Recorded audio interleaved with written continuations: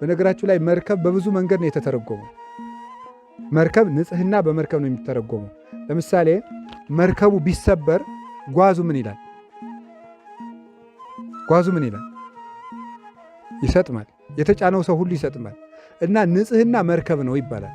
ንጽህና ምንድን ነው? መርከብ ነው። ንጽህና መርከብ ከሆነ ሰዎቹ ደግሞ ጓዙን ደግሞ እንደ ሌሎች እቅዶች ውሰዱት። በሕይወታችን እንደምናቅዳቸው እቅዶች ውሰዱት።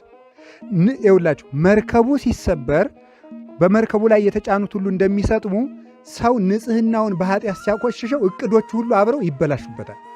ተስፋው ሁሉ ይበላሻል። ሌላው ቀርቶ ልጸልይ ቢል እንዲሁነ ስትጸልይ ልጸልይ አታፍርም እንዴ ይለዋል ማለት ነው። ስለዚህ መርከቡ ጥንቃቄ ሊጠበቅ ይገባል ማለት ነው። ንጽህናችሁን በደንብ አድርጉ። የጆሮ ንጽህና አለ። በጆሮአችሁ ርኩሰት ላለመስማት፣ በዓይናችሁ ርኩስ ነገር ለማየት የዓይን ንጽህና። የሰው የህይወት በሮቹ የሚባሉት እነዚህ አምስቱ ናቸው። በእነዚህ በአምስቱ ህዋሳት የሚገቡት ነው ህሊናውን ማርከስ የሚጀምረው። እሱ ረጅም ነገር አለው። እሱን አንብባችሁ ድረሱበት በደንብ አድርጋችሁ። ሰው እነዚህን ከጠበቀ ህሊናው ሊረክስ አይችልም።